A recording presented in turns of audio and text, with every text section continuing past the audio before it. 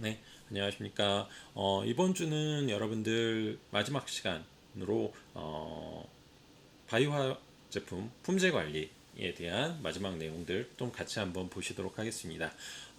보시게 되면은 우선 이제 그 강의에 앞서 가지고 잠깐 이제 좀 말씀을 드리면은 사실 이제 바이오화학 제품 그 산업기사 자격증 같은 경우는 총 4과목으로 구성이 되어 있거든요. 그래서 마지막 과목이 이제 실질적으로 그 바이오화학 제품에 관련돼 가지고 네, 그 발리데이션 쪽.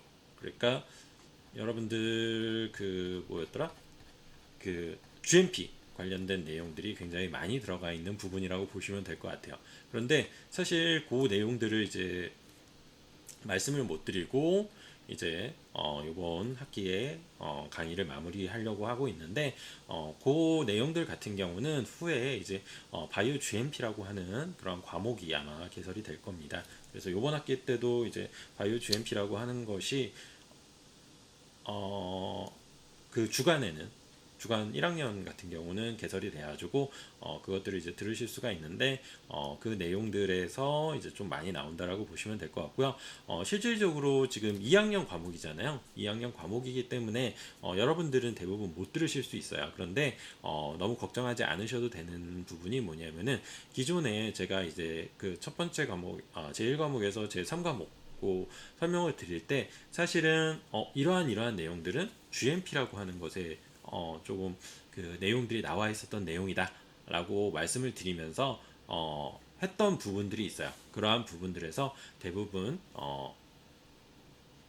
그 내용들이 많이 나오고 있기 때문에 그 부분을 좀 더 공부를 하시면은 충분히 그 뒤에 있는 GMP에 관련되어 있는 그 과목까지도 충분히 커버가 가능할 거다라고 생각을 해주시면 될 것 같습니다. 그래서 오늘은 여기까지 그 바이오 화학 제품 제3과목 바이오 화학 제품 이번 학기 때 이제 수업에서는 제3과목 바이오 화학 제품의 품질 관리까지 여러분들 내용에 들어간다라고 보시면 될 것 같고요. 시험 범위도 이제 여러분들 그 뭐야 첫 번 그러니까 중간고사 이후부터 지금 15주차 14주차 오늘 배운 내용까지 시험에 나온다라고 생각해 주시고 준비를 해 주시면 될 것 같습니다. 그래서 뭐 하나하나씩 이제 좀 보시게 되면은 저번 주에 이제 보셨던 내용들은 바이오 화학 제품이라고 하는 것을 이제 품질 평가나 뭐 이런 것들을 할 때 어떠한 식으로 이제 품질을 좀 이렇게 평가를 할 수 있는지 그런 것들에 대해서 배우셨고, 두 번째로는 뭐냐면은 그러면은 이러한 데이터가 어쨌든 우리가 전체를 다 품질 평가를 하는 것이 아니고 그 중에서 일부 시료를 채취해 가지고 품질 평가를 하기 때문에 통계적으로 어떠한 그 유의성을 통계적인 의미를 보여줄 수 있는 것들이 어떠한 것들이 있는지에 대해서 같이 한번 보셨고요. 이번 주에 이제 나오는 것들 같은 경우는 실제로 품질을 관리할 때 어떠한 식으로 관리가 되는지에 대한 내용들을 같이 한번 보시도록 하겠습니다. 그래서 첫 번째로 나오는 거는 품질의 규격이라고 하는 명칭이라고 보시면 될 것 같아요. 그래서 보시는 것처럼 규격이라고 하는 거는 뭐냐면은 제조 공정 또는 최종 제품에 대한 각 품질의 규격, 특성을 규격이라고 이야기한다라고 보시면 될 것 같아요. 보통은 이제 여러분들 보면은 스펙 으로 많이 얘기를 하거든요. 얘의 뭐 퓨리티가 어떻다든지 아니면 얘의 색깔이 어떻다든지 얘의 pH가 어떻다든지 뭐 이러한 식으로 얘의 특성들을 보여주고 있는 것이 그 내가 만든 최종 제품에 대한 특성들을 보여주고 있는 것이 여러분들 제조 규격이다 라고 생각을 해주시면 될 것 같고요. 이러한 것들을 명시해 놓은 그러한 것들이 제조 규격서라고 생각을 해주시면 될 것 같아요. 이거 같은 경우는 사실 이러한 규격 같은 경우는 지금 여기에서 보시는 것처럼 법적 요구사항이라든지 아니면은 뭐 기타 법적으로 요구되지 않더라도 제품의 품질을 관리하기 위해서 규격을 만들어 놓은 경우들이 많기 때문에 이러한 것들을 적어도 지켜가지고 내가 만든 규격에 적어도 이 제품이 들어갈 수 있게끔 통과가 될 수 있게끔 만드는 것이 중요하다 라고 생각을 해주시면 될 것 같고요. 실제로 저희가 이제 제품을 만들 때는 지금 여기에서 보시는 것처럼 그래서 이거는 최종 프로덕트에 대해서 남들한테 이제 그 공개를 할 때 내가 이 정도의 스펙으로 제품을 만들었어 라고 하는 식으로 이야기할 때 요 규격서가 들어간다라고 보시면 될 것 같고, 실제로 내가 제품을 생산할 때는 관리 상한선과 관리 하한선이라고 하는 것을 두고 만든다라고 보시면 될 것 같아요. 뭐냐면은 이게 규격이라고 하는 단위가 이렇게 큰 단위다, 범위가 이 정도이다 라고 하면은 우리가 적어도 제품을 만들었을 때는 이 범위 내에는 들어가 라고 하는 것이 규격이다라고 하게 되면은, 관리 상한선과 하한선 같은 경우는 이거보다 더 타이트하게 규격이긴 하지만 더 타이트한 규격이라고 생각을 해주시면 될 것 같아요.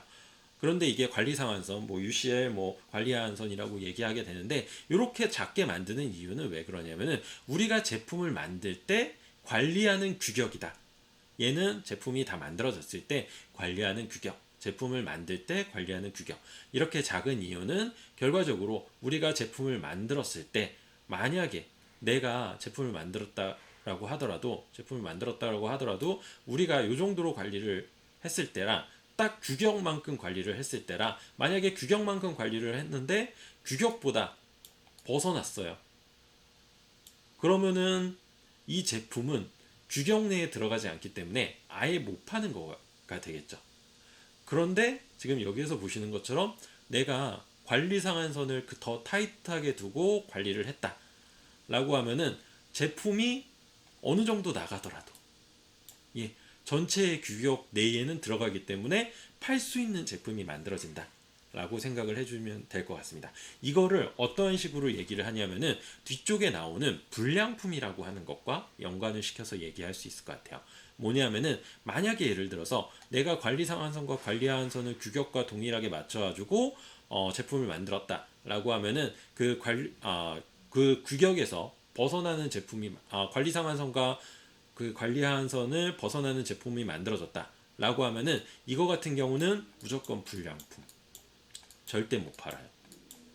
다른 데에 못 파는 그런 제품이 된다라고 보시면 될 것 같고, 지금 요거 같은 경우는 내가 관리를 해서 이렇게 살짝 벗어난 이탈 제품이 발생이 됐다 라고 하면은 그러한 이탈 제품들을 다시 재가공이나 이런 것들을 통해 가지고 다시 내가 규격 내로, 그러니까 관리 상한선이나 하한선 내로 들여보낼 수만 있다라고 하게 되면은 제품이 불량품이 아니고 다시 만들어지는 그러한 제품으로, 최종 제품으로 만들 수 있다 라고 하는 개념으로 나오기 때문에, 지금 품질 관리를 할 때 실제로 규격이라고 하는 최종 단위, 최종 제품에 대한 그 스펙이, 그 품질 관리 규격이 있게 되고요. 그리고 제조 공정 사이에서는 제조를 할 때는, 실제로 제조를 할 때는 관리 상한선과 관리 하한선을 더 타이트하게 더가지고 실제 품질보다는 더 좋은 품질로, 더 예를 들어서 미생물이 없다거나 아니면 중금속이 거의 없다거나 이러한 것들처럼 그 더 타이트한 규격으로 관리하고 있다 라고 생각을 해주시면 될 것 같고, 이거는 왜 그렇게 관리를 하냐면은 불량품이 발생이 됐을 때, 이러한 그 관리 상한선과 관리 하한선을 벗어나는 제품이 기준 일탈이 생기는 그러한 제품이 발생됐을 때 그러한 것들을 실제로 그러한 것들을 불량품으로 빠지지 않게끔 하기 위해서 그렇게 관리가 되고 있다라고 생각을 해주시면 될 것 같습니다. 그래서 요 홍고 품질 규격 관리 같은 경우는 데이터를 충분히 쌓아주고 실제로 여기 상한선과 하한선을 만들어가지고 축적을 그 제품을 계속적으로 만든다, 관리를 한다라고 생각을 해주시면 될 것 같고요. 그 다음에 이제 나오는 거는 분석 결과. 분석을 하게 되면은 이 분석 결과에 대해서 기록 및 보고를 해야 된다라고 해가지고 이러한 내용들이 나오게 되고요. 이거 같은 경우는 제가 전에도 말씀드렸다시피 이러한 그 기록, 보고 같은 경우, 특히 기록 같은 경우는 대부분 다 GMP에 들어가 있는 내용이라고 보시면 될 것 같아요.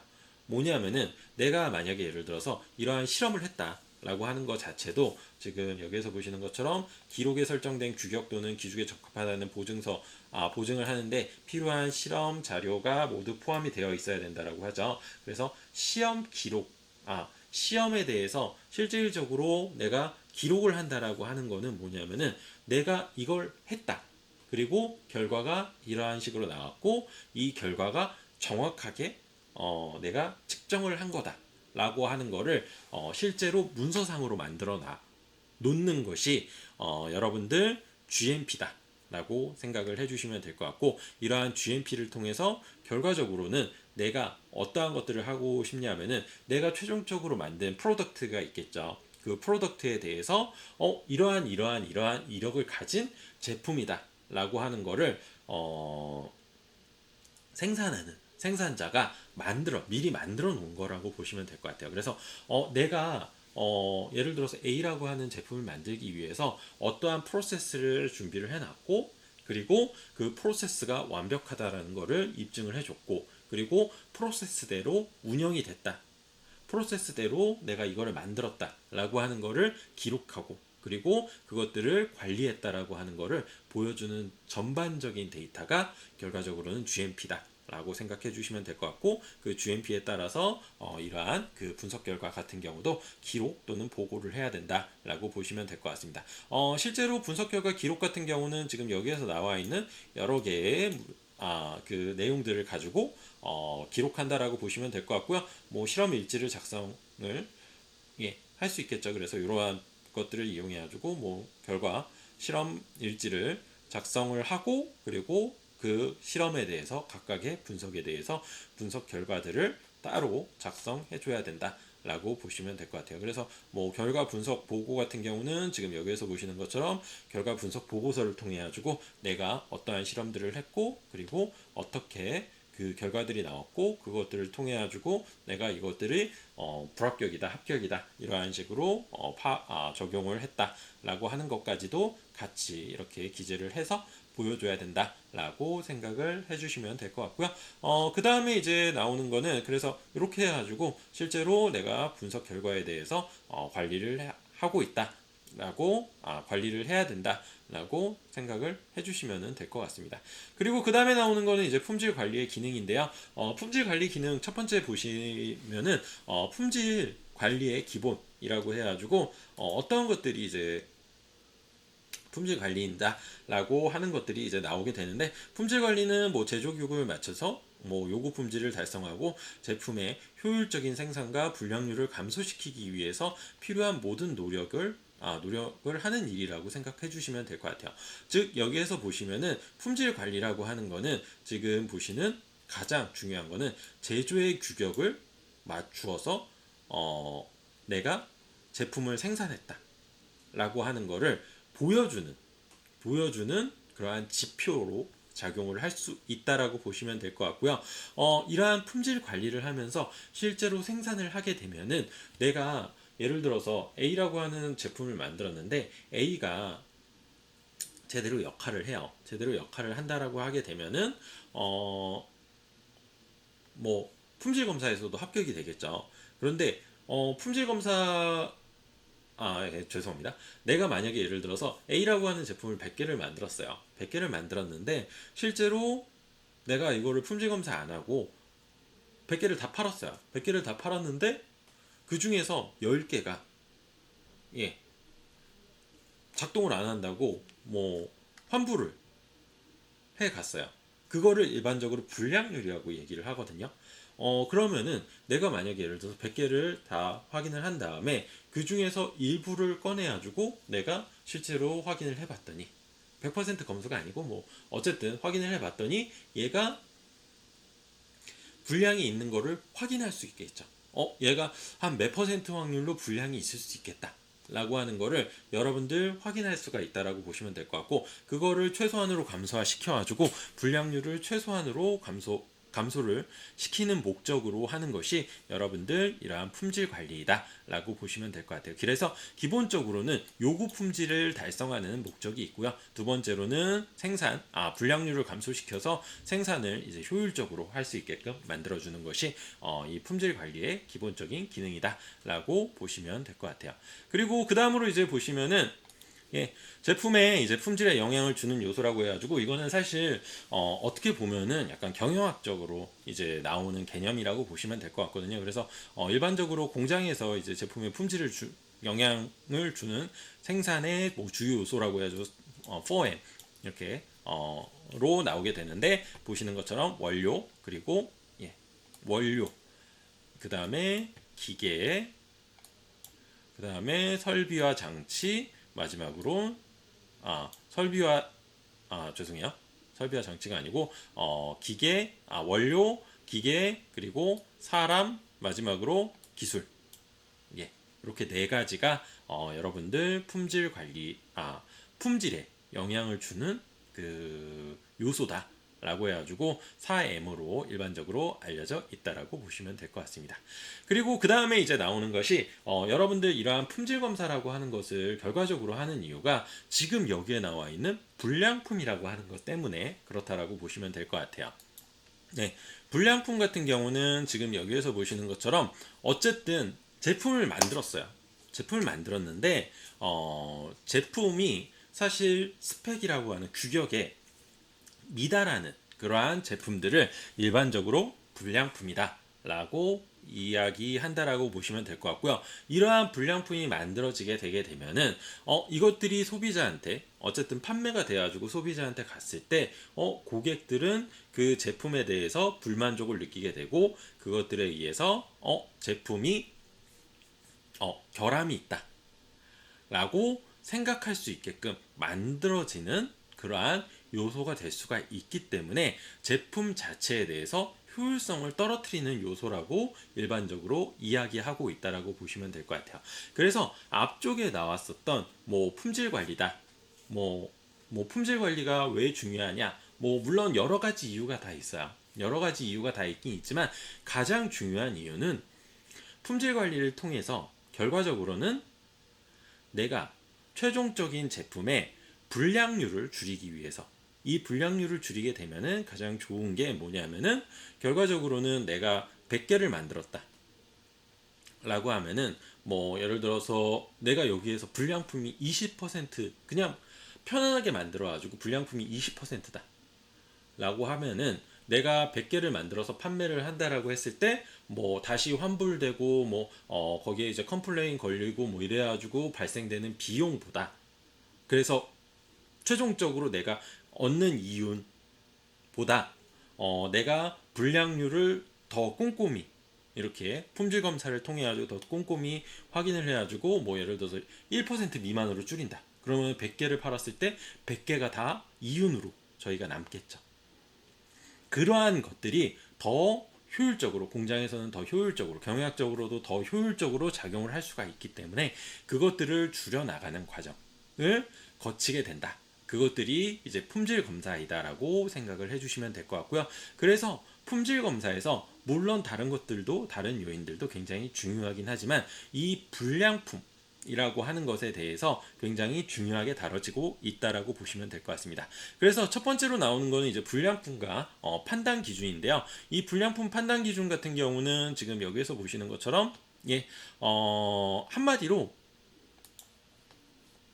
스펙에서 벗어나는 제품, 규격에서 벗어나는 제품을 일반적으로 불량품이다 라고 생각을 해주시면 될 것 같아요. 좀 더 정확하게 말씀을 드리면은 고객의 불만족을 일으키는 것이나 아니면 부적합을 발생시키는 것을 일반적으로 불량품 또는 결함이라고 이야기하게 되는데 결과적으로 봤을 때 이러한 것들이 어떠한 거냐? 규격에 미달되는 제품. 저희가 그래서 고객의 불만족을 일으키거나 아니면 부적합을 발생시킬 수 있는 그 최소한의 요소들을 가지고 규격이라고 하는 것을 만들기 때문에 앞쪽에 말씀드렸죠. 그래서 규격이라고 하는 것을 만들고 이것들을 가지고 여러분들 품질 검사를 하는 것이기 때문에 규격 이하로 달성이 된 것 규격 이하의 제품들을 일반적으로 불량품 또는 결함이라고 이야기한다라고 보시면 될 것 같고요. 네. 그래서 이러한 것들이 규격 이하로 만들어지지 않게끔 하는 것이 굉장히 중요하다라고 생각해 주시면 될 것 같아요. 품질 관리 기준 같은 경우는 지금 여기에서 보시는 것처럼 규격이라고 하는 것으로 관리 감독이 되고 있고요. 제조 규격, 검사 규격, 제품 규격, 작업 표준, 그리고 여러 가지 점검 기준 같은 것들이 그 품질 관리에 명시가 되어 있기 때문에 그러한 것들을 다 충족시킬 수 있는 그러한 값들을 일반적으로 얘기한다라고 보시면 될 것 같아요. 그리고 그 다음에 이제 샘플링 검사 및 측정 오차 라고 하는 거 보시게 되면은 전체 이제 사실 이제 불량품을 저희가 측정하기 위해서 어쨌든 품질 검사를 하게 되는데, 그러한 것들이 실제로 앞쪽에 말씀드린 것처럼 전체 검사를 하지 못해요. 전체 검사를 하지 못하고 샘플링 검사를 하기 때문에 실제로 측정이 됐을 때, 측정을 할 때 이러한 것들이 정확하게 됐는지, 그러니까 전체를 이야기할 수 있는 건지, 전체에서 몇 퍼센트 그 불량률이 있다 라고 하게 되면은 그 불량률이 전체를 이야기할 수 있는 것인지에 대해서 좀 더 관리를 해야 된다라고 하는 내용들이 지금 여기에 쭉 나와 있다라고 보시면 될 것 같아요. 그래서 샘플링 검사를 통해 가지고 우리가 그 특정 로트, 그러니까 로트가 한 번에 생산된 전체의 양을 얘기하거든요. 그러니까 한 번에 생산된 전체를 로트라고 얘기를 해요. 그래서 그 전체 로트에 대한 합격이나 불합격을 결정하는데 이러한 그 샘플링 검사들이 사용이 되고 있기 때문에, 이 중에서 일부만 따가지고 저희가 확인을 하고 있기 때문에 검사에 대한 신뢰도가 굉장히 높아야 된다. 그래서 앞쪽에 나와 있었던 것처럼 이 신뢰도를 굉장히 높여주기 위해서 오차를 줄일 수 있게끔 샘플링을 해야 된다거나, 아니면은 통계적인 방법을 이용해 가지고 이 오차에 의해서 내 그 차이가 나는 값들이 신뢰도가 어느 정도 되는지도 확인을 해야 되고, 그러한 것들이 꼭 필요하다라고 이야기한다라고 보시면 될 것 같아요. 그래서 샘플링 검사들이 진행이 되고 있다라고 이야기하고 있고요. 검사법 같은 경우는 샘플링 검사법 같은 경우는 여러분들이 이것도 한번 읽어보시면 좋을 것 같아요. 그래서 좀 어떻게 보면은 좀 당연한 내용들이 이렇게 쭉 나오고 있거든요.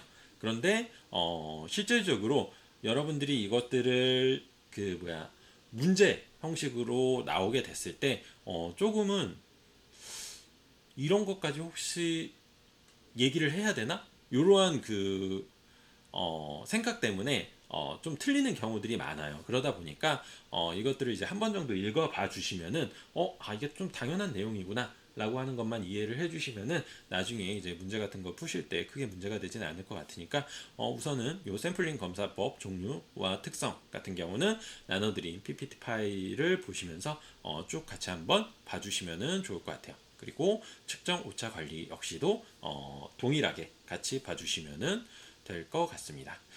그 다음으로 이제 나오는 거는 이제 불량품의 원인인데요. 이제 불량품의 원인 분석을 할 때 보시게 되면은 지금 보시는 것처럼 발생 유형과 처리에 대한 통계 보고서를 통해 가지고 불량품을 관리하고 불량률을 저해하도록 한다. 특히 생산 시 발생한 불량의 경우에는 특정 발생 공정별로 불량 발생 현황을 파악할 수 있도록 이러한 불량품의 원인을 분석하고 있다라고 생각을 해주시면 될 것 같아요. 그래서 불량품의 원인이 되는 부분 같은 경우는 지금 이러한 그 각각의 생산 공정이나 완제 생산 공정 또는 보관 상황에서 이러한 그 불량품이 발생될 수 있는 원인들의 예시들을 일반적으로 이야기하고 있다라고 보시면 될 것 같고요.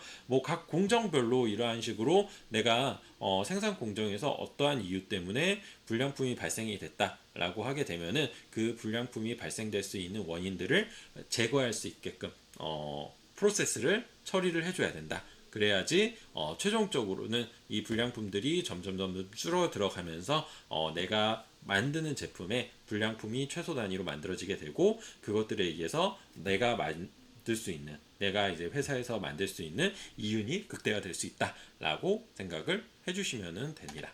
그래서 대량 생산 중에서 이제 불량품의 원인 같은 경우는 대량 생산할 때 이제 가끔 불량이 나올 수 있는데 확률적으로 외적인 요인으로 작용을 하는 경우들이 있다라고 이야기해가지고 이렇게 예시를 좀 설명을 해놨어요. 연속 불량 같은 경우는 품질 관리에서 이제 실수 등에 의해서 시기와 관계없이 발생되는 거고, 간헐적 불량 같은 경우는 생산 시기, 뭐 생산 시 용수나 전기, 원료 혼합물에 의해서 뭐 부적합이 발생되는 경우, 그리고 작업자의 실수나 아니면 작업 시간, 그리고 기타 뭐 이런 것들 같은 경우도 있고요. 기타 불명의 원인에 의해서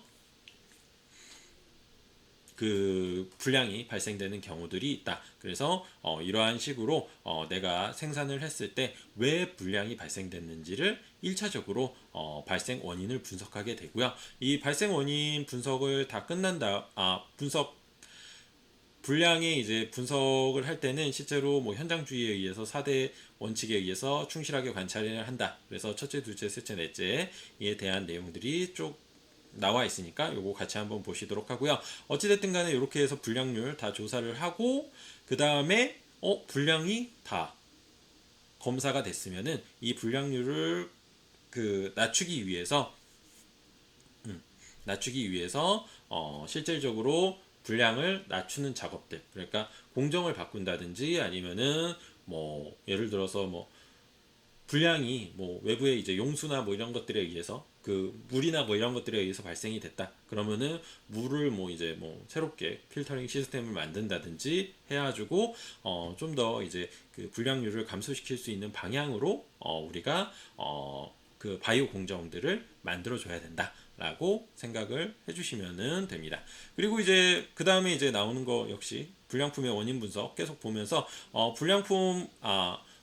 그래서 이러한 불량품들을 이제 분석하는 기법으로 규격을 여러분들 제가 말씀을 드렸잖아요. 규격 이상의 것들을 이제 사용을 해야 되는 거고, 그것들을 이제 규격들을 검사하기 위해서 품질 관리 방법들을 소개했는데, 요거 같은 경우는 사실 앞쪽에 있는 내용들이랑 비슷할 수는 있어요. 그래서 품질관리 기법들 같은 경우는 여기에 보시는 것처럼 검사, 공정관리, 공정해석 이렇게 세 가지로 나눠지게 되고요. 검사 같은 경우는 샘플링 검사, 아까 거의 대부분이 샘플링 검사죠. 그래서 샘플링 검사 이렇게 아까 말씀드렸고, 전수검사, 무검사, 이러한 식으로 나온다라고 보시면 될 것 같아요. 전수검사 같은 경우는 전체 다 검사하는 거고, 무검사 같은 경우는 검사 안 하는 거예요.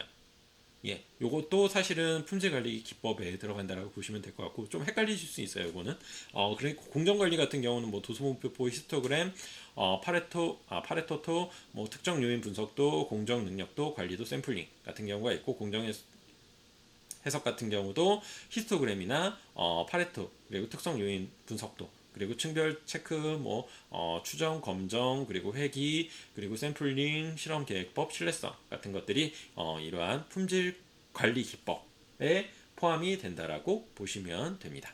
네, 그래서 뭐 여기 이제 나왔던 내용들 이제 조금 생소하신 것도 많죠. 뭐 히스토그램이나 파레토나 아니면 특정 요인도나 뭐 이런 것들 좀 생소하실 수가 있기 때문에, 각각 이제 뭐 요 품질 관리 기법에 대해서 뭐 가장 대표적인 거 위주로 좀 보신다라고 하게 되면은, 지금 처음에 나와 있는 게 이제 체크시트라고 하는 것이 있습니다. 체크시트 같은 경우는 뭐냐면은 내가 일일이 체크하는 거예요. 뭐 그냥 나오는 것처럼, 뭐 예를 들어서 이렇게 문서를 만들고 뭐 품질관리기법에서 뭐 예를 들어서 작업자가 손을 씻었는가, 손 씻었으면 체크, 뭐 2번 해가지고, 뭐 작업자가 뭐 복장 규정을 철저히 하게 했는가, 뭐 복장 뭐 이렇게 뭐 모자 쓰고 뭐 이렇게 뭐 여기 우주복 같은 거 입고 막 그거 철저하게 했는가, 뭐 체크, 뭐 이런 식으로 해가지고 체크를 하면서 내가 요것들, 그러니까 품질에 영향을 미칠 수 있는 것들이 실질적으로 작용을 하고 있는지, 실질적으로 수행이 되고 있는지에 대해서 그 체크 형태로 보여주는 것이 체크시트이다 라고 생각을 해주시면 될 것 같아요. 그래서 뭐 조사용 체크시트랑 뭐 확인용 체크시트 뭐 이런 식으로 해서 분포 상태나 결정, 불량 등의 항목들을 확인하는 그러한 조사용 체크시트가 있고요. 확인용 체크시트는 작업 수행 시 이제 착오 방지를 하기 위해서 이런 확인용 체크시트도 돼요. 뭐 예를 들어서 내가 2시간째 A라고 하는 물질을 추가적으로 집어넣어주네요. 체크. 이렇게 하는 식으로 확인용. 내가 실제로 뭐 이 뭐야 작업 지시서에 뭐 예를 들어서 뭐 요거를 A를 집어넣고 24시간 있다가 B를 집어넣고 3시간 있다가 뭐 이런 식으로 하라고 이렇게 쭉 나왔어요. 그러면은 내가 요거 집어넣고 24시간 있었다. 체크. 그 다음에 B 집어넣고 3시간 있었다. 체크. 이러한 식으로 내가 실제로 작업을 수행했을 때 확인 용도로 사용하는 체크시트가 있고요. 조사용 체크시트 같은 경우는 내가 요거 제대로 했다. 뭐 복장 규정 제대로 했다. 아니면은 뭐 이게 뭐야 그 실제로 뭐 예를 들어서 A라고 하는 거, B라고 하는 거, C라고 하는 거, 뭐 정량 측정을 제대로 했다, 뭐 이러한 것들 같이 조사용으로 사용되는 체크시트 같은 것들이 따로 있다. 두 가지로 나눠볼 수 있다라고 보시면 될 것 같습니다. 그 다음에 나오는 거는 이제 히스토그램인데요. 히스토그램 같은 경우는 여러분들 여기에서 보시는 것처럼 어떤 조건 하에 얻어지는 데이터가 존재하는 범위를 몇 개의 구간으로 나누어서 각 구간에 포함되는 데이터의 발생 도수를 고려해서 도형화한 것으로 막대 그래프 또는 도수 그래프표라고 한다. 한마디로 여러분들 아까 분산 있었었죠. 분산이라고 하는 거는 여기 이제 평균 값에서 요 사이가 편차 값을 이용해 가지고 이렇게 내가 나올 수 있는 확률을 보여주는 건데, 실제로 내가 만약에 예를 들어서 측정을 한다. 이거를 계속적인 측정을 한다라고 했을 때 평균을 중심으로 해 가지고 이렇게 분산이랑 동일한 형태의 그래프가 만들어진다라고 이야기를 해요. 그래서 그것들을 일반적으로 히스토그램이다 라고 실제 측정을 했을 때도 이렇게 나오는데, 그것들을 히스토그램이라고 이야기한다라고 보시면 될 것 같아요. 그래서 보시는 것처럼 데이터의 발생 도수를 고려해서 도형화한 것. 실제로 발생 도수, 데이터가 어떻게 발생되는지에 대한 발생 도수를 고려해서 이렇게 내가 가지고 있는 데이터가 이렇게 나올 수 있는 확률들을 고려해가지고 만든 것이 히스토그램이다 라고 보시면 될 것 같아요. 그래서 이러한 히스토그램들을 통해 가지고 실제로 얘가 얼마만큼 분포가 되어 있는지, 이러한 분산값을 물론 측정을 해가지고 이렇게 분포를 만들 수도 있긴 있겠지만, 실질적으로 내가 데이터를 가지고 있는 그 결과들만 가지고 그것들을 이제 좀 많이 확보를 하게 되면은 이러한 형태의 분산값들을 만들어낼 수 있다. 그래서 이러한 것들을 이용해 가지고 실제로 내가 가지고 있는 제품에 대해서 품질 평가, 품질 관리를 할 수 있는 방법이 된다라고 보시면 될 것 같아요. 그래서 뭐 요거는 뭐 좀 쉽게 생각을 하시면은 실제로 분산이라고 하는 거를 실제로 측정했을 때 나오는 값이다 라고 생각해 주시면 될 것 같아요. 이 히스토그램이라고 하는 거는. 그래서 뭐 히스토그램 방식 같은 경우는 뭐 품질 도구 작성 방법 같은 경우는 이렇게 만든다라고 하는데, 뭐 요거는 한 번 정도 읽어봐 주시면 좋을 것 같아요.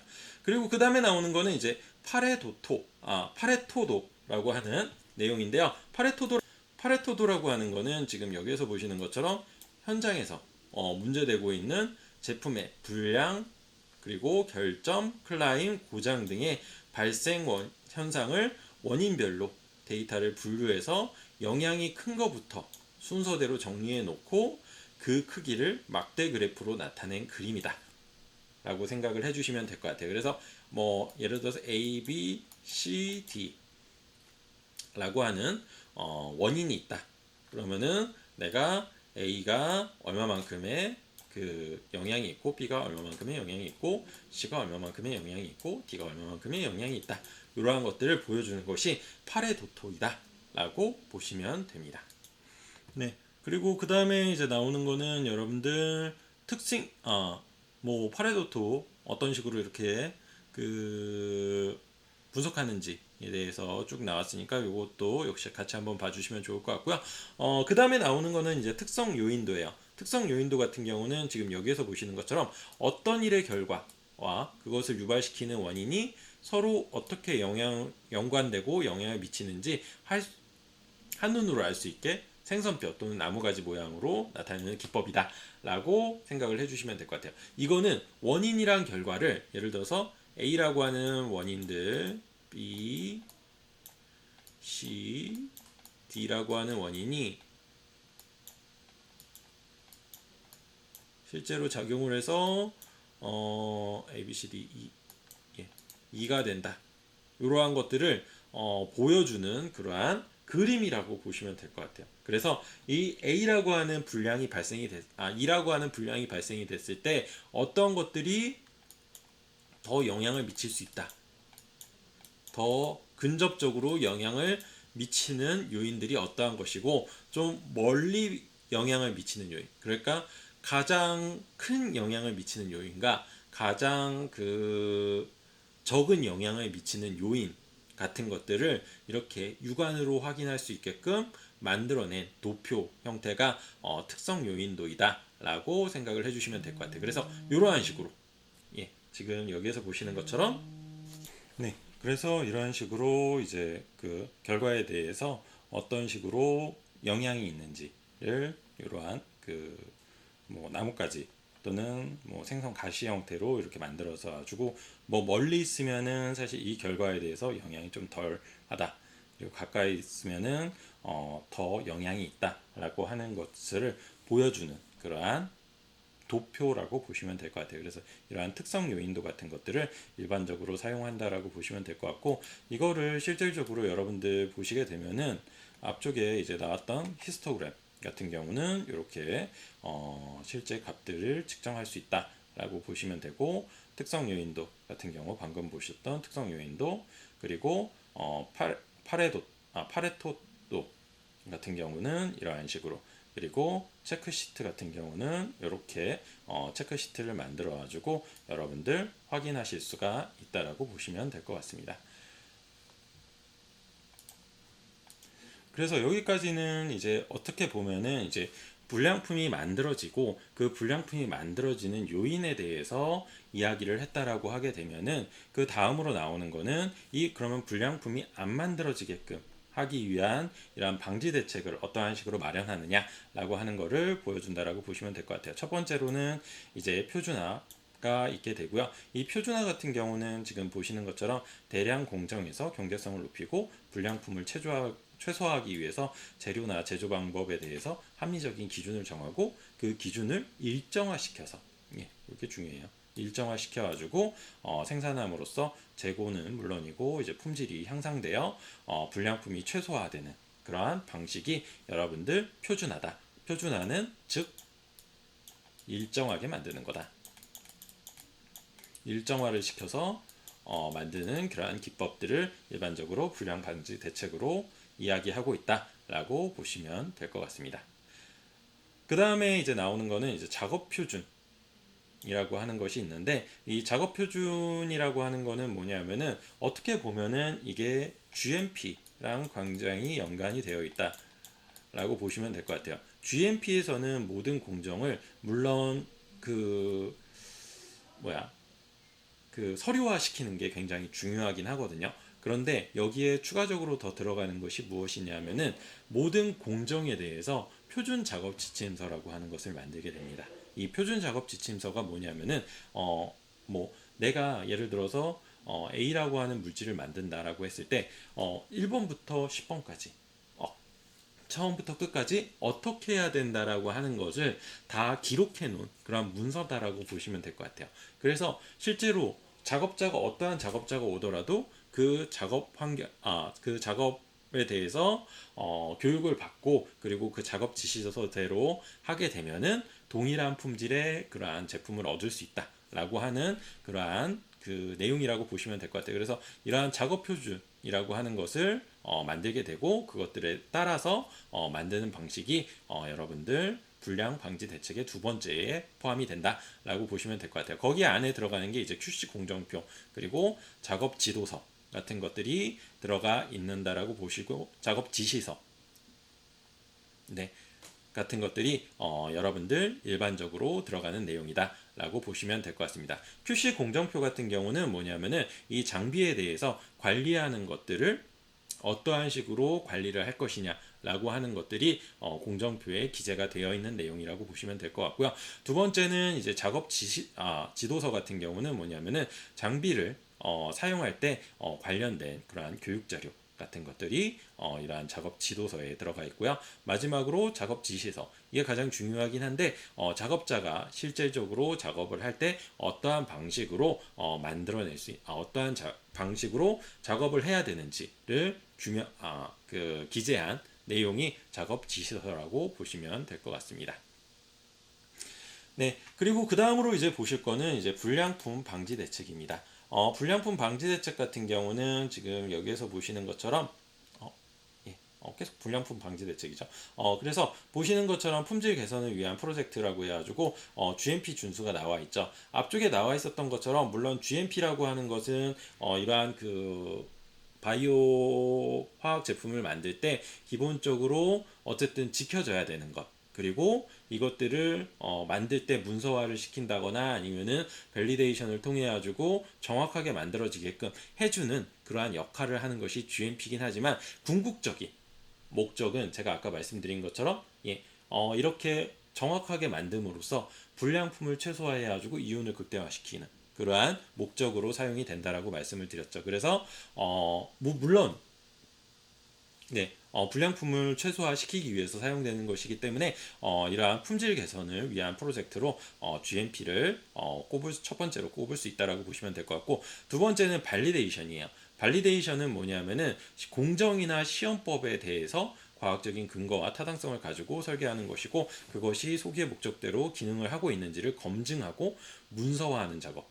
실제로 GMP라고 하는 것과 발리데이션이라고 하는 것은 굉장히 큰 연관을 미친다.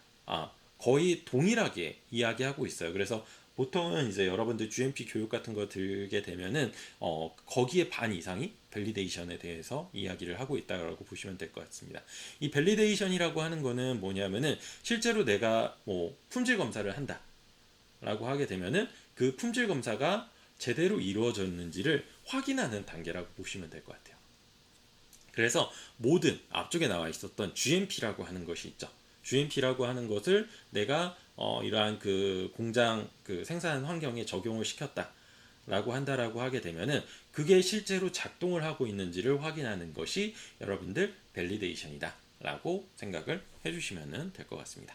그래서 그리고 그 다음에 품질 검사 QA, QC라고 해가지고 품질 검사 같은 경우는 앞쪽에 나와 있었던 그 GMP 의 내용이라고 보시면 될 것 같아요. 보통 이제 그 품질 관리 부서를 QC, 퀄리티 컨트롤이라고 해가지고 QC라고 얘기를 하고 여기에 QA라고 하는 것도 같이 들어가게 되거든요. 그런데 일반적으로 QA라고 하는 거는 여러분들 문서 관리로 보시면 되고, QC 같은 경우는 실험으로 보시면 되는데 전체가 GMP라고 생각해 주시면 될 것 같고, 그 중에서도 문서 관리, 아까 계속 GMP에서 계속 말씀드린 것처럼 이것들이 제대로 관리가 되고 있다 안 되고 있다를 문서화 시키는 것이 굉장히 중요하다. 뭐 발리데이션에서도 굉장히 중요하고요. 그러한 것들을 담당하는 파트가 이러한 QA 파트라고 보시면 될 것 같아요. 그래서 품질 개선을 위해서 이러한 그 품질에 대한 품질 관리에 대한 이러한 그 문서화 작업들을 하는 것을 품질 감사다라고 이야기하고 있습니다. 그래서 이러한 식으로 실제로 감사하고 뭐 문서 검토하고 체크리스트 작성하고 감사 실시하고 뭐 이렇게 감사 기록하고 뭐 다 해가지고 뭐 감사 보고서 작성하는 이러한 작업들을 여러분들 QA 과정이다 라고 보시면 될 것 같아요. 그래서 뭐 사실 요거 같은 경우는 나중에 이제 여러분들 그뭐 취업 같은 거 하실 때 실제로 QA, QC 부서가 뭐를 하는지를 알고 싶다라고 하면은 지금 QA 같은 경우가 품질 감사 지금 이러한 것들을 하는 그 부서라고 생각을 해주시면 될 것 같아요. 그래서 그런 것들을 이제 같이 알아두시면은 좋을 것 같습니다. 그리고 이제 뭐 시정 조치라고 해가지고 여기에서 이제 나오는 거죠. QC에서 CAR 그래서 correct action report라고 해가지고 지금 여기에서 보시는 것처럼 원인 조사, 부적합성, 수평 전개, 재발 방지를 위한 대책 수립 실시, 유효성 확인 같은 것들을 요 시정 조치에 포함을 시킨다라고 보시면 될 것 같고, 실질적으로 감사를 한 다음에 그 감사 기록을 바탕으로 해서 부적합 보고서를 작성하게 되고, 이 부적합 보고서에 의해서 결과적으로는 시정 조치가 나와야 되는 것들을 실질적으로 작성을 하게 되고, 그 시정 조치에 따라서 실제 각 부서에 이러한 시정 조치 명령을 하다라는 것이 CAR이다라고 생각을 해주시면 될 것 같아요. 네, 그리고 마지막으로는 이제 불량 방지 대책이라고 해서 PDCA 사이클. 이거는 사실 이러한 그 생산에서만 나오는 것은 아니고, 모든 이제 그 계획을 하고 실행을 하고 점검, 수행을 하는 그런 단계에서 나올 수 있는 약간 그 어떻게 보면 경영학적으로 이제 할 수 있는 사이클이라고 보시면 될 것 같아요. 그래서 뭐 품질 개선만 포함되어 있는 것은 아니고, 모든 활동에 대해서 실질적으로 개선해 나가면서 이렇게 발전시키는 그러한 그 방법 중에 하나이다 라고 해가지고 PDCA가 많이 나오게 되고요. PDCA 같은 경우는 처음에 계획하고 그 다음에 실제로 실행해보고 점검해본 다음에 문제가 있으면은 여기에서 후조치 한다라고 보시면 될 것 같고, 다시 이 후조치를 통해 가지고 계획 단계를 거치고 실행 단계 거치고 체크하고 그 다음에 액션을 하는 계속적인,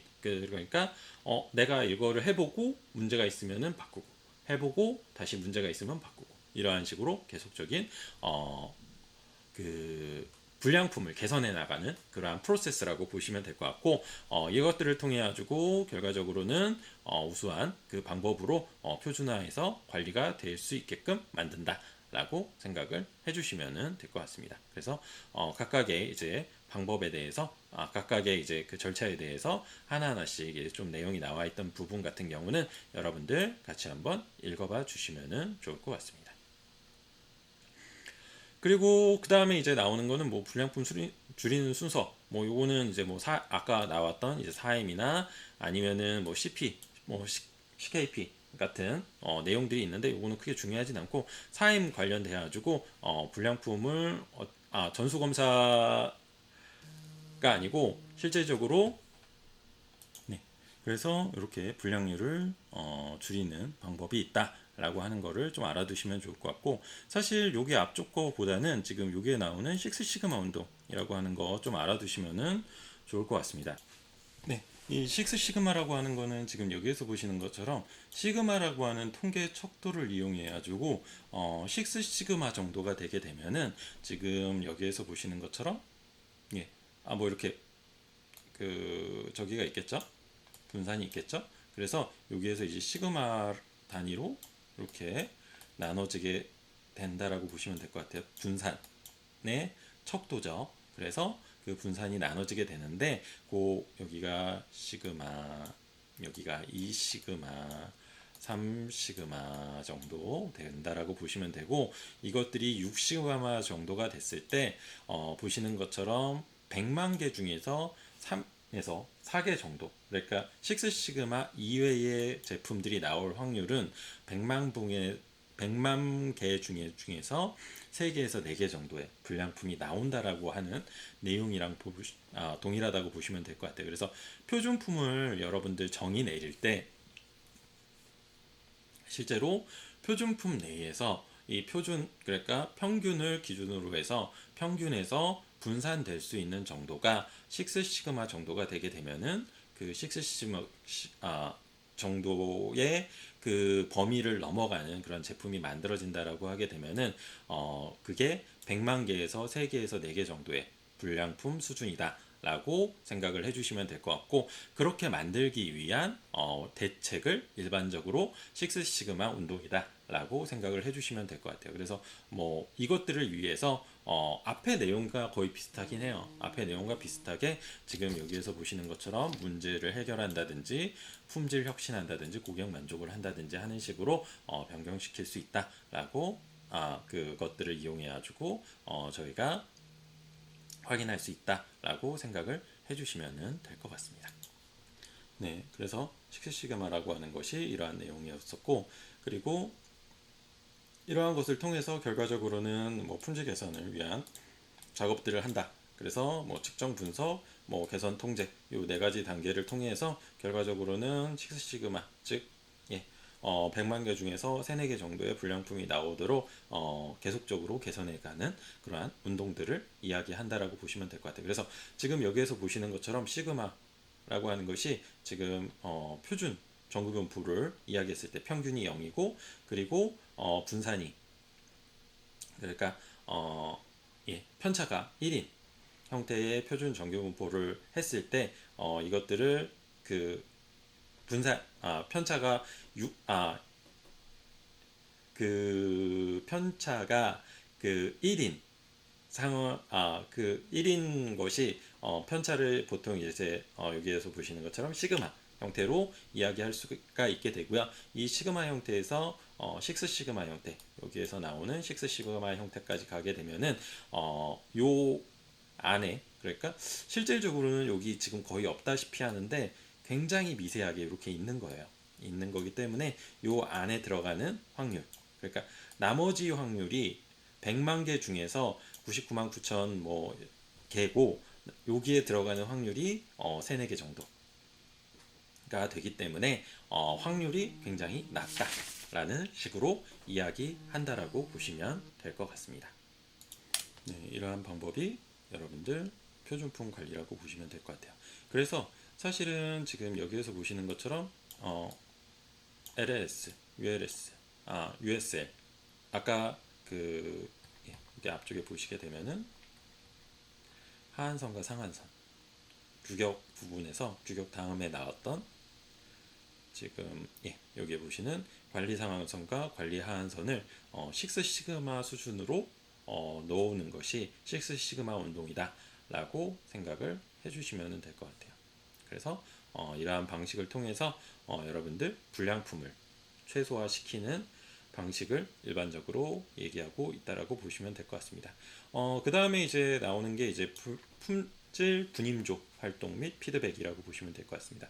품질 분임조 활동 같은 경우는 같은 작업자 내에서 자발적으로 참여한 소수의 그룹이 품질 개선이나 생산성 향상을 위해서 주기적으로 모임을 갖는 비공식적 조직적 활동을 이야기한다라고 보시면 될 것 같고 한마디로 얘기하면은 생산 하는 소 그룹도 있잖아요. 그 그룹들 간에 이렇게 하면은 조금 그 생산성이 향상이 된다거나 품질이 개선이 된다거나 하는 식으로 변할 것 같아 라고 하는 것들을 규정을 만들어서 한다라고 보시면 될 것 같아요. 실질적으로 이 품질 분임조가 실질적으로 그 작업이라고 하는 것을 변경을 한다라고 했을 때도 만약에 예를 들어서 이렇게 하면 생산성이 향상될 것 같아 라고 할 때도 실제로 그것들을 자기네들끼리 이렇게 임의적으로 진행을 하는 것이 아니고 이것들을 통해서 이런 식으로 그 개선을 할 수 있다라고 하는 거를 서류화시키고 그리고 그것들을 통해서 실제로 생산 공정에 적용을 했을 때 어떠한 식으로 결과물들에 대해서 결과가 나올 수 있는지 그것들을 충분히 검토한 후에 실제로 이 불량품을 줄이기 위해서 이러한 그 품질 분임조 활동에 대해서 피드백을 할 수 있다라고 생각을 해주시면 될 것 같습니다. 이게 왜 그러냐면은 실제로 분임조 이러한 그 품질 분임조가 그런 거예요. 작업자가 실제로 이렇게 하면은 좀 괜찮을 것 같은데 라고 해가지고 실제로 그렇게 바꿨더니 제품이 굉장히 잘 만들어졌어요. 뭐 예를 들어서 효율이 굉장히 좋게 잘 만들어졌어요. 그런데 나중에 이제 문제가 됐던 게 뭐냐면은 가장 대표적으로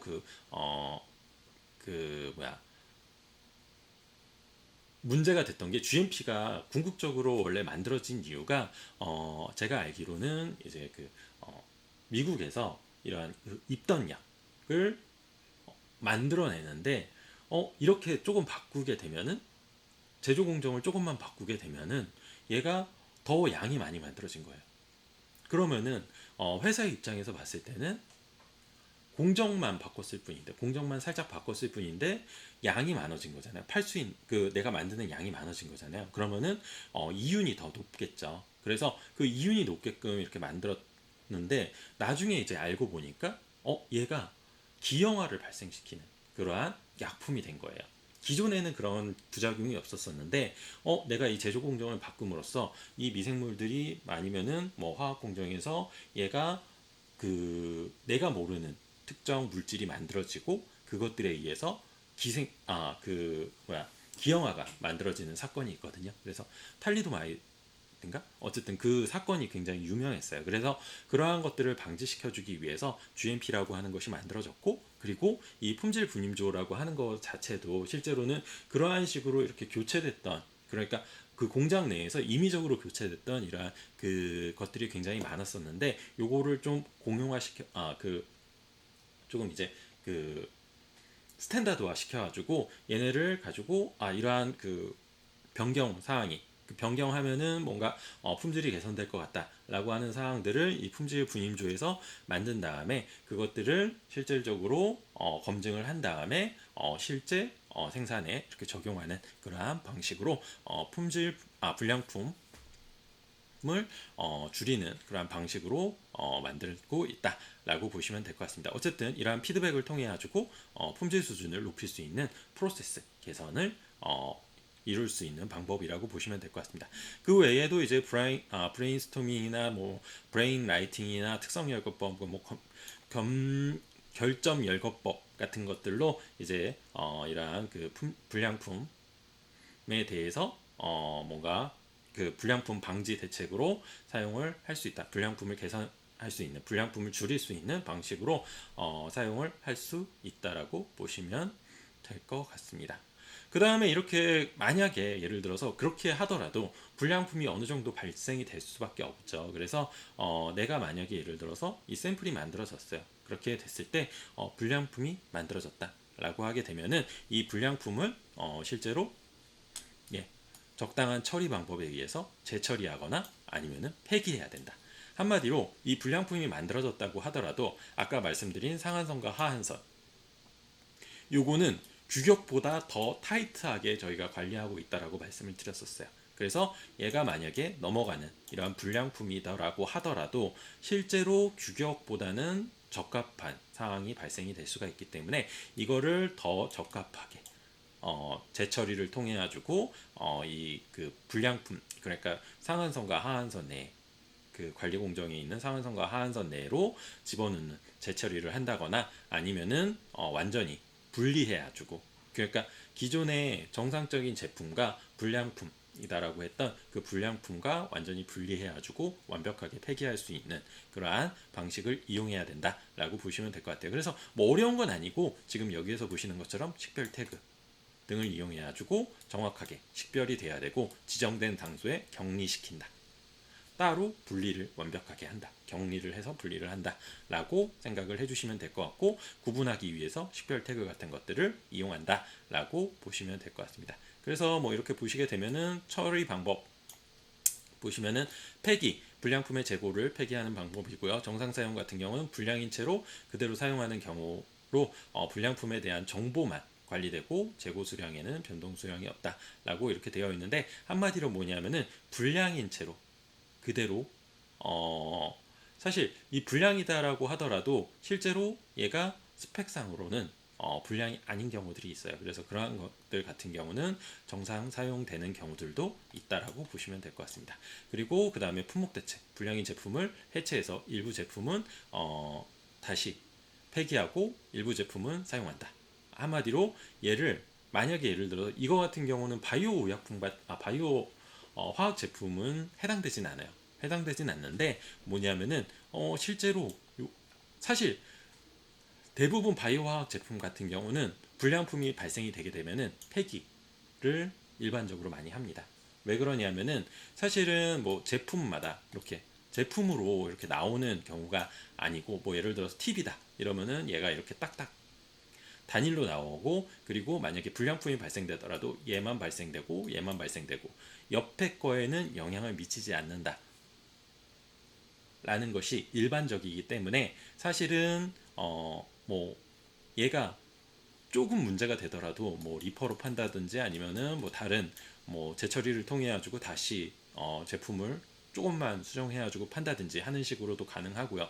그리고 얘를 다시 분해해가지고 다른 제품을 만들 때 사용하는 것도 가능해요. 그렇기 때문에 이러한 그 공산품들이나 아니면 조립 제품들 같은 경우는 사실 정상 사용을 한다든지 정상 사용 그러니까 다시 고쳐가지고 사용을 한다든지 품목 대체를 하는 그러니까 부셔가지고 다시 요걸 재료로 사용하는 그러한 방식들이 가능하긴 하지만 대부분의 이제 그 바이오 화학 제품들 같은 경우는 얘가 호모지니어스하게 섞이거든요. 호모지니어스하게 섞이기 때문에 균일하게 섞이기 때문에 얘가 문제가 있다 라고 하면은 어떤 게 문제가 있는지 몰라요. 다 문제가 있다라고 생각을 할 수밖에 없다라고 보시면 될 것 같아요.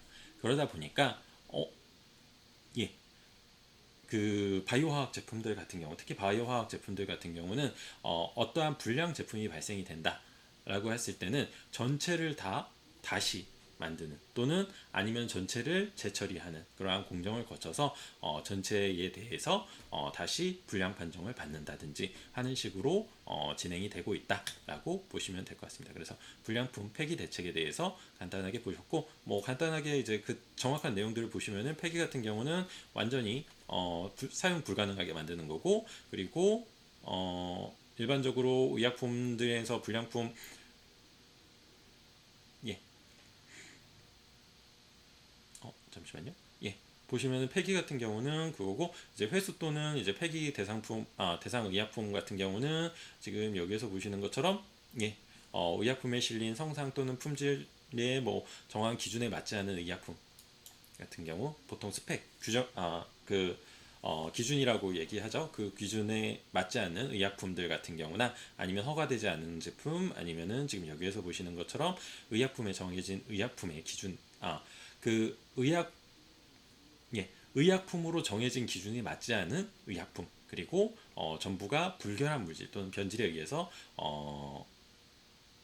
변질된 의약품 같은 경우가 이러한 회수 또는 폐기 대상의 의약품이라고 보시면 되고 그 외에도 다양하게 미생물 오염이라든지 이물질 오염이라든지 탈의색소가 들어간다든지 아니면은 보건위생상의 비위생 환경에서 제조가 되었다든지 하는 식의 의약품들 같은 경우는 전체 다 회수된 다음에 폐기 대상 의약품으로 포함이 된다라고 보시면 될 것 같습니다. 실제로 제가 아까 말씀드린 것처럼 여기에서 보시는 것처럼 불량품 처리 방법 중에서 폐기, 정상 사용, 품목 대체 방법 중에서 일반적으로 그 바이오화학품, 특히 의약품 같은 경우는 폐기만 주로 한다.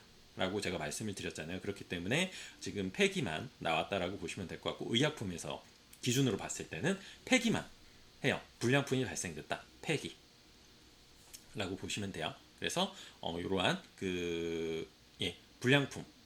불량품을 어떤 식으로 회수하고 어떤 식으로 폐기를 해야 된다라고 하는 거를 이렇게 공정도 형태로 보여주고 있다라고 보시면 될 것 같습니다. 네, 그래서 뭐 이렇게 폐기가 제대로 되었는지 폐기 조치하고 그리고 폐기가 제대로 되었는지 폐기를 한 다음에 이러한 확인서를 통해 가지고 실제로 얘가 제대로 폐기가 되었다라고 하는 거를 꼭 보여줘야 된다. 특히 이제 이러한 것들 같은 경우는 실제로 이러한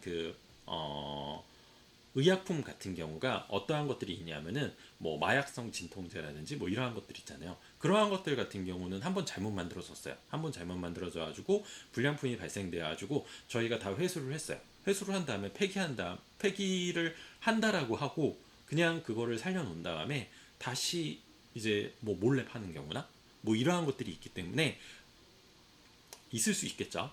있는 게 아니고 있을 수 있겠죠. 그렇기 때문에 그러한 것들을 방지시키는 차원에서 실제로 얘가 폐기가 됐는지 그리고 대부분의 의약품들이 굉장히 그 인체에 민감한 그런 물질들이기 때문에 사실은 이러한 것들을 가지고 다른 물질들도 만들어낼 수 있겠죠. 그래서 그러한 것들 때문에 얘가 폐기가 된 다음에 실제로 의약품 같은 경우는 철저하게 관리가 되고 있는 것이 실제로 폐기가 잘 되었는지를 확인하는 이러한 폐기 확인서 같은 것들을 작성해가지고 뭐 2년간 보관을 해야 된다라고 하는 식으로 해서 폐기를 직접적으로 확인하는 그러한 프로세스도 같이 있다라고 생각을 해주시면 될 것 같습니다.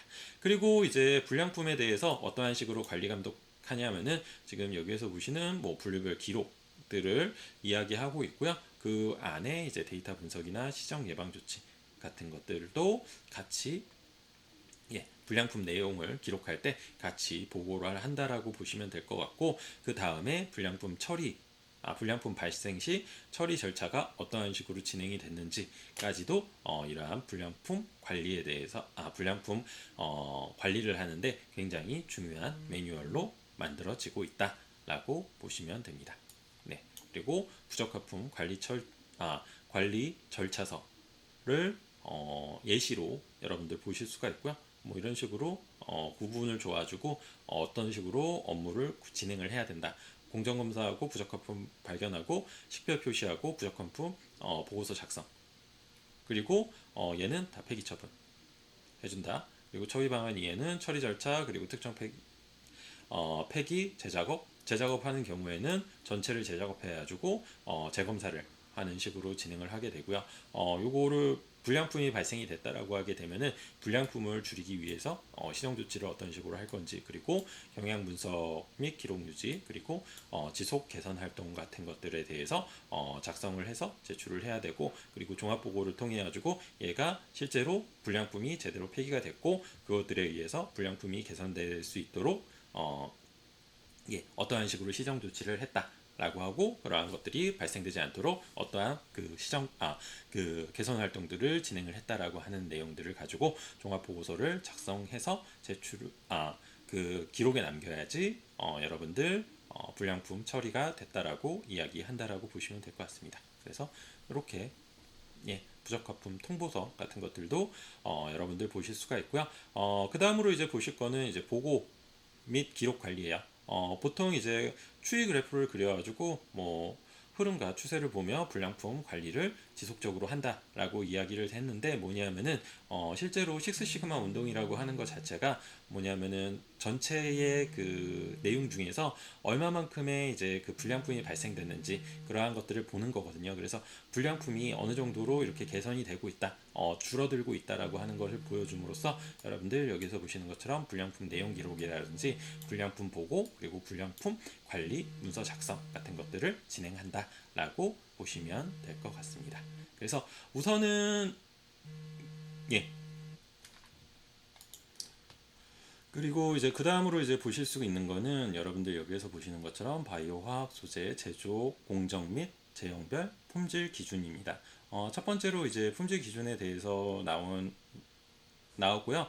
보시게 되면은 품질 기준서의 품질 관리를 효율적으로 할 수 있도록 검체 채취 방법이라든지 시험 방법, 그리고 시험 결과의 평가 및 전달, 그리고 시험 자료의 뭐 기록 보관들에 대해서 표준화를 하고 있는 문서다라고 보시면 될 것 같아요. 그래서 앞쪽에 나와 있는 이제 품질 검사, 품질 뭐 관리랑은 조금 다른 거는 뭐냐면은 지금 여기 같은 경우는 바이오 화학 소재에 대한 제조 공정에 대해서 어떤 식으로 제형별 품질 검사를 할 수 있는지, 품질 관리를 할 수 있는지에 대해서 이야기하고 있다라고 보시면 될 것 같고요. 품질 기준서에는 지금 다음과 같은 사항이 포함이 되고 있어요. 그래서 앞쪽에 보셨던 것처럼 실제로 뭐 품명이라든지 뭐 관리 번호라든지 뭐 연월일 뭐 시험 검사 어떤 식으로 하겠다, 뭐 채취자, 뭐 채취 장소 뭐 이런 식으로 쭉 내용이 나와 있고요. 실제로 그쪽에는 안 나와 있구나. 어쨌든 그 다음에 품질 관리는 시험 관리라든지 뭐 시험 안전성, 그리고 연간 품질 검사 등으로 이야기할 수 있고, 시험 관리에 대해서 좀 더 자세하게 이제 좀 설명을 드리면은, 시험 관리 같은 경우는 뭐 시험 검사 의뢰서나 지시서, 그리고 시험벌 뭐 시험 성적서를 작성하고, 시험 성적서에는 다음과 같은 사항을 포함해 가지고 시험 성적서를 작성한다라고 보시면 될 것 같아요. 그리고 제가 아까 말씀드린 것처럼 이제 공정 관리에 대해서, 제조 공정에 대해서 이러한 그 품질 기준을 좀 본다라고 하게 되면은, 첫 번째로 이제 배양 공정 을 보시게 됐을 때, 배양공정 같은 경우는 일반적으로 미생물이나 세포 등의 성장의 조건을 제공하고 목표 대상에 생산하기 위해서 개발 설계가 된다라고 보시면 될 것 같고, 일반적으로 종배양이랑 봉배양 단계 크게 두 가지로 나눠지게 되죠. 그래서 일반적으로 봤을 때는 종배양 단계 같은 경우는 사실 시드컬처이기 때문에 그렇게까지 이제 크게 영향을 미치진 않는데 본배양 단계에서는 지금 여기에서 직접적으로 생산하는 단계예요. 직접적으로 물질을 생산한다든지 아니면은 균체를 생산하는 단계이기 때문에 보시는 것처럼 뭐 활성 농도라든지 아니면 온도, pH, 산소의 농도, 뭐 배지의 농도 같은 것들을 중요하게 생각해줘야 된다라고 보시면 될 것 같고, 마지막으로 세포의 농도라든지 생존율, 잔존 배지의 농도, 활성 성분의 농도 같은 것들을 확인한 후에 제공을 해줘야 된다라고 생산을 해주시면 됩니다. 그리고 두 번째로 나오는 거는 이제 배양 공정에 대한 공정병 품질 관리 기준이에요. 그래서 쭉 내용이 나온 거는 뭐냐면은 제품의 특성에 따라서 뭐 아미노산 서열을 그 품질 그 기준으로 다룬다든지 아니면 당질화의 양상성이라든지 집합, 뭐 전하의 변이체 같은 것들 또는 불순물 같은 것들을 저희가 측정할 수도 있고요. 그리고 순도를 확인하기 위해서 이러한 펩타이드 매핑이라든지 이온 크로마토그래피, 뭐 크기 배제, 크로마토그래피, 한마디로 크기로 분리한다. 크로마토그래피인데 크기로 분리한다라고 생각해 주시면 될 것 같아요. 그래서 이러한 것들을 통해서 품질 관리를 한다라고 보시면 될 것 같고, 품질 관리 기준을 만든다라고 보시면 될 것 같습니다. 그래서 주요 품질의 특성 해가지고 공정 변수들을 쭉 이야기를 하게 되고, 그리고 거기에 따른 주요 품질에 대해서 특성들을 이야기하고 있다라고 보시면 될 것 같습니다. 그래서 대부분 이제 뭐 여기에 보시는 뭐 종배양이나 뭐 균주 해동 단계에서도 이러한 그 뭐야 품질에 대한 이러한 그 측정들을 하고 있긴 있지만, 대부분은 이제 본배양에서 주로 이제 그 제품이 만들어지는 이 본배양에서 이러한 주요 품질 특성들을 확인하고 있다라고 생각을 해주시면 될 것 같고요. 회수 공정에서는 지금 여기서 보시는 것처럼 발효액 또는 배양액, 그리고 물리적, 화학적, 생화학적인 방법들을 이용해가지고 균체나 상등액을 회수하는 공정으로 원심 분리기 여과법을 이용한다라고 해가지고 지금 여기에서 보시는 것처럼 다양한 이런 회수 공정을 만든다라고 보시면 될 것 같고, 그 회수 공정에서 필요한 공정 변수들이 이렇고, 그러한 것들을 실질적으로 주요 품질로 측정을 한다라고 생각을 해주시면 됩니다. 마지막으로 이제 정제 과정에서는 뭐 다중체라고 해가지고 어그리게이션, 그러니까 뭉쳐 있는, 그러니까 단백질 같은 경우는 자기네들끼리 이렇게 폴딩이 제대로 안 되게 되면은 뭉치는 경우들이 많이 발생을 하거든요. 그래서 저런 다중체나 아니면 산화체, 환원체, 그리고 분해물이 됐는지를 확인하는 그 제품 유래의 불순물, 그리고 공정 유래의 불순물이라고 해서 숙주 유래의 단백질이라든지 숙주 유래의 DNA, 외래 바이러스 같은 것들이 들어갔는지 안 들어갔는지를 파악함으로써 여러분들 공정 정제 단계에서 품질을 측정할 수 있다라고 보시면 될 것 같아요. 그래서 지금 여기서 보시는 것처럼 각각의 단위 공정에 따라서 주요의 공정 변수가 어떤 것들이 있고, 그것들을 통해서 주요의 그 품질 특성을 어떠한 식으로 잡을 수 있다라고 하는 것을 표로 같이 한번 보여주셨다라고 보시면 될 것 같습니다.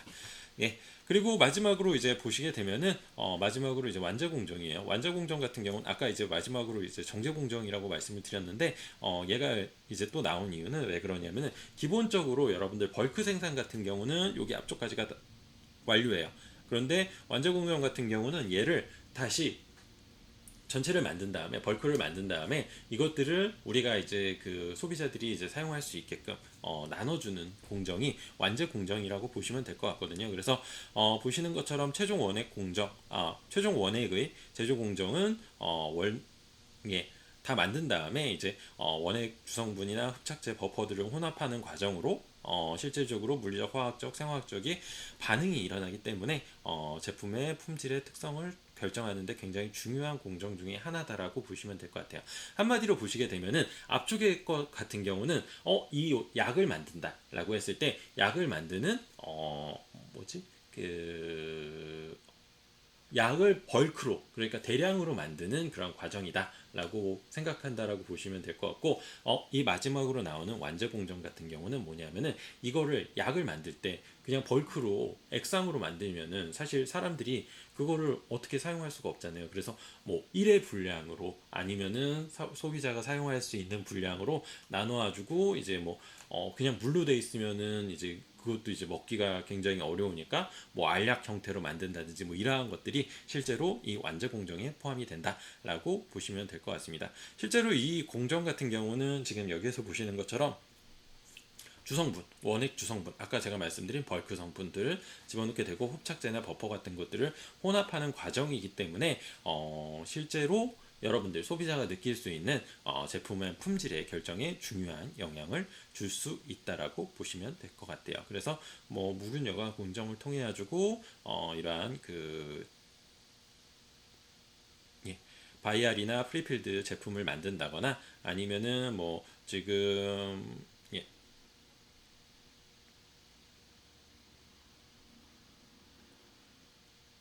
그냥 여기 볼게요.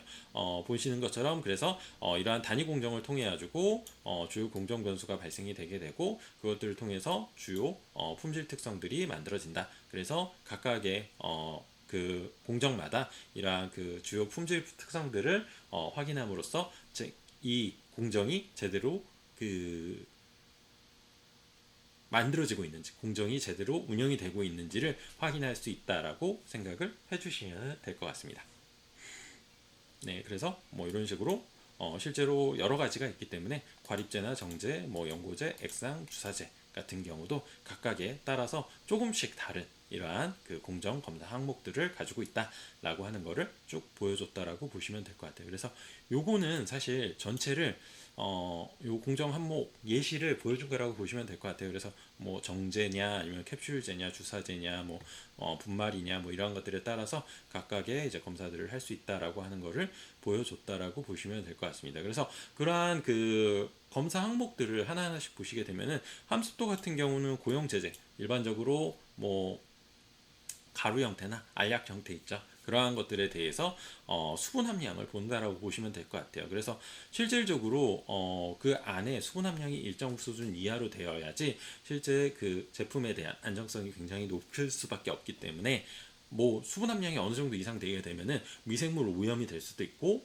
실제로 그 미생물 오염 외에도 이러한 수분에 의해서 반응이 일어난다든지 하는 식으로 될 수가 있기 때문에 반응이 유도가 될 수 있다든지 하는 식으로 일어날 수 있기 때문에 이러한 함습도를 검사 항목에 포함을 시키고 있고요. 경도 같은 경우는 보시는 것처럼 뭐 고형제제 중에서 기계적 강도 기계적 강도를 평가한다라고 보시면 될 것 같고 이거는 뭐 편의성 때문에 아마 측정을 하겠죠. 왜냐면은 알약 같은 경우 이렇게 뭐 먹으려고 이렇게 손으로 잡았는데 얘가 우스러진다거나 뭐 이러면은 굉장히 먹기가 힘들겠죠.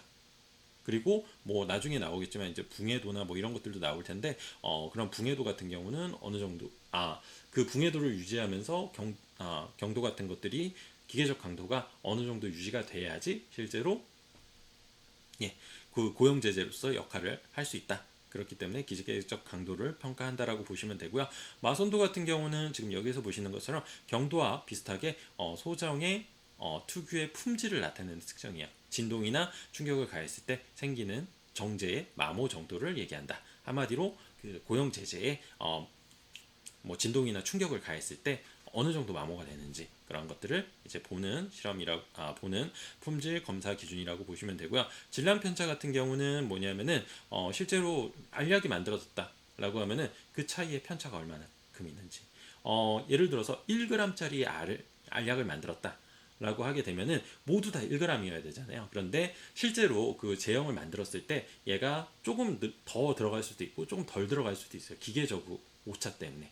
그렇기 때문에 그러한 것들을 얼마만큼의 편차가 있는지를 확인하는 그러한 실험이 있고요. 용출 시험 같은 경우는 앞쪽에 이제 보셨던 것 중에서 경도 부분이랑 이제 좀 연관이 되게 되는데 경도라고 해가지고 고형 제재라고 해서 단순하게 단단한 제품을 만들 수는 없어요. 왜 그러냐면은 얘가 인체 내로 들어가가지고 그 뭐 사용성으로 봤을 때는 단단하면은 먹기는 뭐 집어들기도 편하고 먹기도 편하잖아요. 그래서 단단한 거를 추구하긴 하는데 이게 뱃속으로 들어갔을 때 얘가 퍼져가지고 그러니까 그 가루 그 알약 형태가 얘가 분해가 돼가지고 액상 형태로 바뀌어야 되거든요. 그것들을 일반적으로 여러분들 여기서 나오는 용출 실험 이라고 생각하시면 될 것 같아요. 물에다가 집어넣었을 때 얘가 얼마만큼 그 안에 있는 성분들이 물로 나올 수 있는지 그러한 것들을 얼마만큼 빠른 속도로 녹는지 그러한 것들을 하는 실험이 용출 시험이라고 보시면 될 것 같습니다. 그래서 이 용출 시험과 앞쪽에 나와 있던 경도 이 두 가지가 만족되는 그러한 제품을 만들어야지 품질이 좋다라고 이야기할 수 있다라고 보시면 될 것 같습니다. 붕해 같은 경우도 지금 여기에서 보시는 것처럼 앞쪽에 용출 시험과 거의 유사한 내용이라고 보시면 될 것 같아요. 뭐냐면은 그 고형제에서 특히 고형제에서 얘가 어느 정도의 용출을 하는지도 보게 되고요. 이 용출을 한 다음에 실제로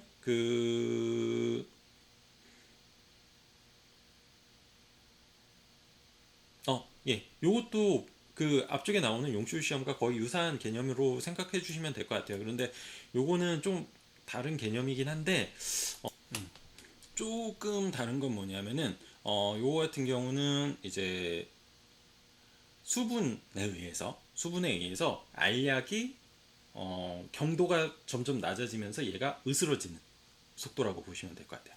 조금 다른 개념이긴 한데 거의 비슷한 용출 시험과 거의 비슷한 개념으로 보시면 될 것 같아요. 용출 시험은 물속에 집어넣었을 때 어느 정도 속도로 빨리 녹는가. 붕해 시험은 얘가 수분을 넣어줬을 때 수분을 일정 수준 집어넣었을 때 얘가 그 경도가 점점점 내려가면서 얘가 스스로 깨지는, 그러니까 입자 상태로 부스러지는 것을 일반적으로 붕해다라고 생각해 주시면 될 것 같아요. 그래서 그러한 용출 실험과 붕해, 즉 얘가 얼마만큼 빠르게 그러니까 그 제재에서, 그러니까 뭐 제재라고 하게 되면은 대부분 이제 밀가루 성분들이거든요. 밀가루 성분들을 이렇게 꽉 해가지고 여러분들 알약을 만든다라고 보시면 될 것 같아요. 그런데 그 알약을 만들었을 때 이 안에 있는 성분들이 얼마만큼 빨리 나오는지를 보는 그러한 검사 항목들이다라고 생각해 주시면 되고요. 엔도톡신 같은 경우는 저희가 이제 그 미생물 같은 것들을 이용해 가지고 제품을 만들게 되게 되면은 이런 엔도톡신 물질들이 그 안에 들어가 있어요. 그 엔도톡신이 뭐냐면은 미생물에 의한 독성이라고 보시면 되거든요. 그래서 그러한 것들이 실제로 내가 원하는 제품, 그러니까 원하는 물질만 분리를 하고 이러한 것들은 분리가 안 되게끔, 제거가 되게끔 해주는 그러한 것들이 그렇게 만들어야 돼요. 만약에 엔도톡신이 들어갔다라고 하게 되면은 실제로 약품을 먹었을 때 그 엔도톡신에 의해서 뭐 염증 반응이 일어난다든지 하는 식으로 될 수가 있기 때문에 이런 엔도톡신, 그러니까 미생물에 의한 독성이라고 생각해 주시면 될 것 같고, 그러한 독성 물질들을 제거하는 완벽하게 제거해서 이런 엔도톡신이 없게끔 만들어줘야 된다라고 보시면 될 것 같고, 마지막으로 pH 같은 경우는 뭐 여러분들 잘 아시는 것처럼 pH 측정을 해야 되고요. 그리고 함량, 역가 같은 경우는 실제로 이러한 제품을 만들었을 때 얘가 그 활성 정도가 우리가 원하는 수치 정도로 되어 있는지, 그러니까 효능이 우리가 원하는 수치만큼 되어 있는지를 확인하는 게 함량, 역가라고 보시면 될 것 같습니다. 발열성 물질 같은 경우는 앞쪽에 나와 있었던 엔도톡신과 비슷하게 이 그 대부분 이제 미생물들이나 아니면 동물세포를 이용해서 만드는 것이기 때문에 거기에서 나오는 물질들 중에서 염증을 이렇게 발생시킬 수 있는 그러한 면역 활동을 활발하게 만들어 주고 염증을 만들어낼 수 있는 그러한 물질들이 있다라고 보시면 될 것 같고요. 그러한 것들을 제거해서 이러한 것들이 없도록 만들어줘야 돼요. 그래서 그러한 것들을 실질적으로 확인해야 된다. 품질 검사 기준에 확인을 해야 된다라고 보시면 되고, 무균 시험 같은 경우는 이 약 안에 얼마만큼의 미생물들이 들어가 있는지, 그래서 미생물들이 없게끔 해줘야 된다라고 보시면 되고, 불용성 이물 시험 같은 경우는 뭐냐면은 한마디로 부유물질들이 없게끔 해야 된다. 그래서 그것들을 이제 실제로 제거를 해야 된다. 그리고 버블 포인트 실험 같은 경우는 지금 여기에서 보시는 것처럼 버블 포인트 실험 같은 경우는 지금 여기에서 보시는 것처럼 멤브레인 필터의 유효성을 측정하는 시험이에요. 뭐냐면은 이 멤브레인 필터 안에 사실은 그 버블이 들어가 있게 되게 되면은 멤브레인으로서 그 부분은 사실은 역할을 못하는 거잖아요. 그렇기 때문에 그러한 것들을 실질적으로 공정에서 사용하는 이러한 멤브레인 필터 같은 것들에 대해서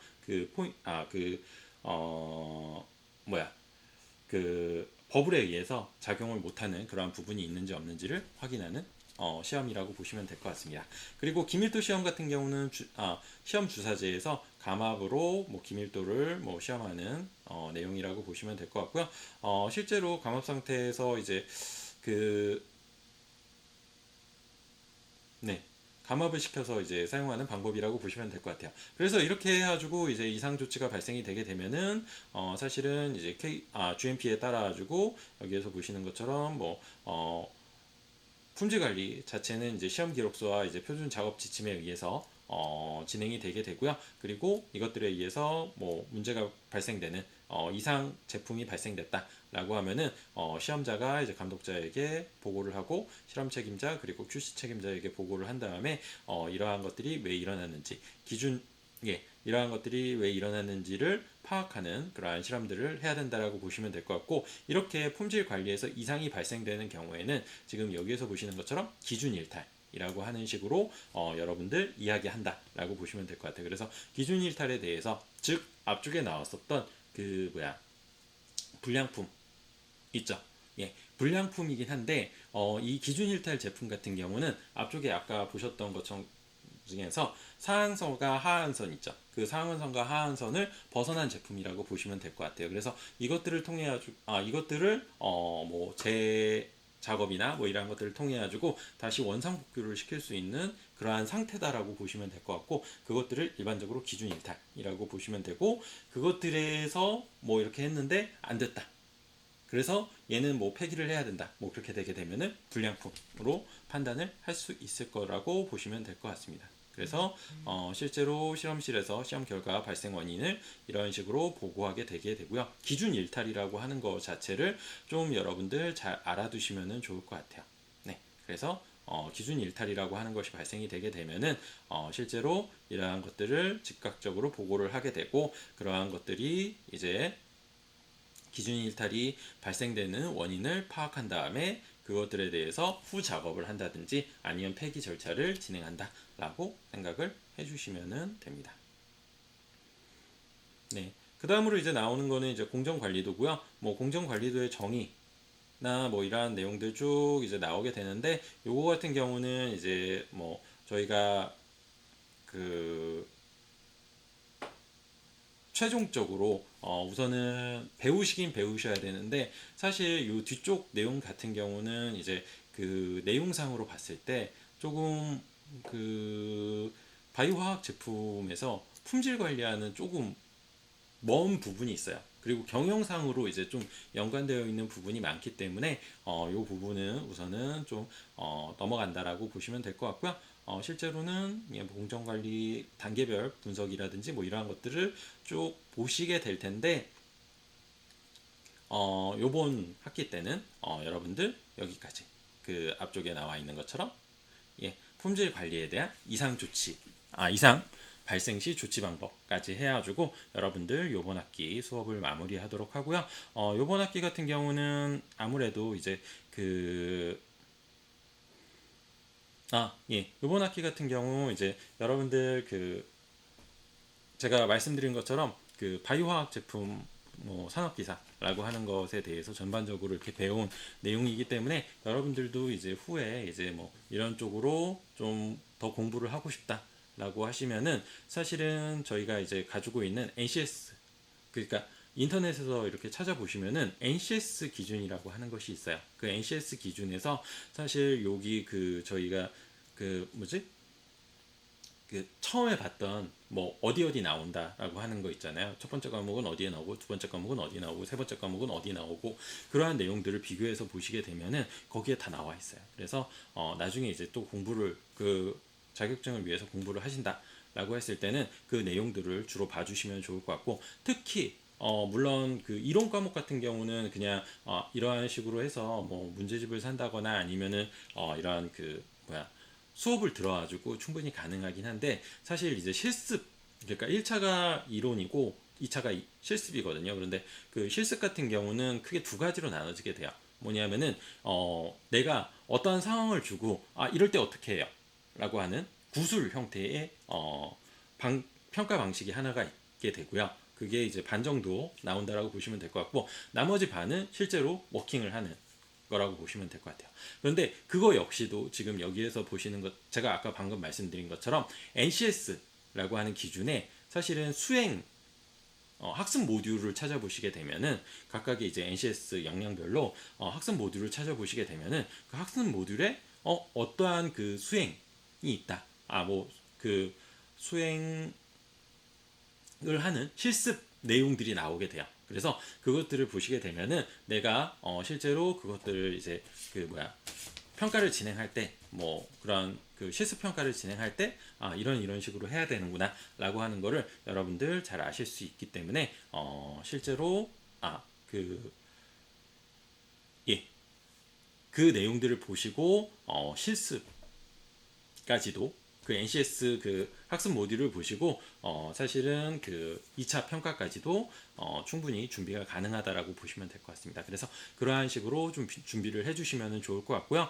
이번 학기에 여러분들 이러한 내용들을 가지고 전체적인 내용들을 가지고 그 바이오 화학 제품에 대한 전체적인 내용들을 가지고 같이 강의를 했고요. 이번 학기 고생 많으셨고 다음 학기 때 다른 과목으로 찾아뵙도록 하겠습니다. 감사합니다.